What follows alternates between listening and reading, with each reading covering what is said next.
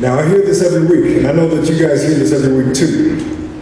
Now, don't you all raise your hands, because I know a lot of you don't know exactly what it means, and neither do I. He is worthy. It almost sounds as if, I'm going to negatively speak, it almost sounds as if you want God to prove himself to you. To prove that he's there, to prove that he's the footsteps following behind you, watching your every step. It took me a very long time to realize that he is worthy in ways that we cannot even imagine. He is the breath in your lungs, the beating in your heart, and the thought in your mind. He is worthy. He is the peace in the storm. He is worthy. And at times it might seem like you're all by yourself and that you're falling into a bottomless pit of no return. But I assure you, God allows you to trip up on yourself so that way he may be strong through you and allow you to rise again. Now, yesterday with Reverend Tawana Davis, we spoke about this, that you must be weak so that God may be strong through you. He is worthy. So it's only appropriate that I speak this poem one last time. And it is called Fortified Character.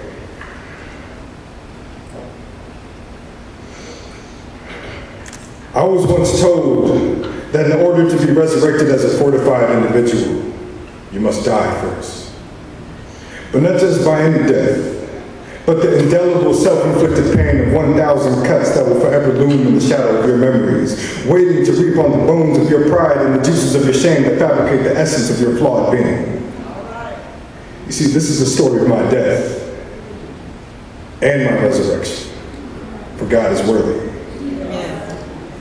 You see, I died when I fell off the edge of my understanding. As I plummeted from cloud 9, in 8 seconds I hit every 7 deadly sin and flew past the devil's 6 circles, each holding 5 elements of my downfall. By the 4th second I finally realized I was falling. By the 3rd I screamed back for somebody to come save you. I always thought it took 2 to tango in this dance of destruction, only realizing it takes 1 to make you fall. Leaving nobody to blame but my self-consuming ego. You see, now I was back on earth. And I was now consumed by the planet and all of its faceless demons. And these demons smelled of an evil so strong my own nose could not depict what festered wounds lie. And these beings leaked racism from the mouth like rabid dogs as they barked insults at me with hurt eyes and angry hearts, so I ran. Yet those demons chased me to the end of the earth, into the house of my imagination, where I submitted to them in the most secretly kept quintessential corner of my mind, where they manipulated my thoughts and beat my emotions, sucking me dry of all joy, happiness, and pleasures, leaving an empty shell of my previous self.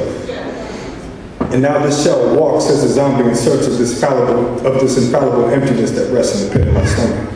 With the hunger so strong, I found false nourishment from the regurgitated remains of the content from television, radio music, and other illusions. As my hollow shell turned its back to all things relevant and meaningful, I was swallowed alive by the mouth of the modern media monster. As I fell into its bowels, I witnessed dead bodies floating in the sea of alcohol, drugs, and pornography, where violence swam rampant, killing its victims and turning its killers into slaves. And these slaves felt subjected to a low standard of morals and values, making them believe there's no higher reality than in the belly of the modern media monster. Out of unquestionable fear, I prayed that this beast would one day let me go. Months went by before I was spat up and back into this unearthly world and all of its faceless demons. My hollow shell just lied under the burning sun as the temple of my perception crumbled. My shell closed its eyes and accepted defeat. It is here that I died the death of 1,000 cuts. It is here that I was buried in my grave with a tombstone that read, "Another consumed victim." But God is worthy. On an unknown day, I heard a voice beckoning me for my return. And this voice drew close, so loud that it shook the foundation of my new understanding, coercing me to wake up in the darkness of my coffin that has detained me for far too long. I broke through the splintered wood that has housed my shame like a wild animal busting out of its cage, because this animal is too proud and too strong to let anything else tell it that it is not. So I dug through the countless pounds of dirt that has been keeping me underground and away from life. I was now fighting the thing that has kept me among the emotionally and spiritually dead, because I knew I was alive with countless blessings to come. My hand finally broke through that layer of earth, dirt, and gravel as I finally felt the warmth from the light of day. Spiritually empowered, I rose to my feet and looked at my deteriorating grave, leaving the devil an IOU card as I walked away, because I knew that he would never have my soul. As I trotted on my way back home, a gust of relevance and peace breathed life back into me. A gust of relevance and peace breathed life back into my empty shell. And now in light, I became an impetus force where no demons can get me. I dodged each of the 7 deadly sins and all illusions fabricated by the devil. With an open mind and understanding eyes, I fight this righteous battle. Internally and externally, I became uplifted by the all-knowing and unseen force. God is worthy.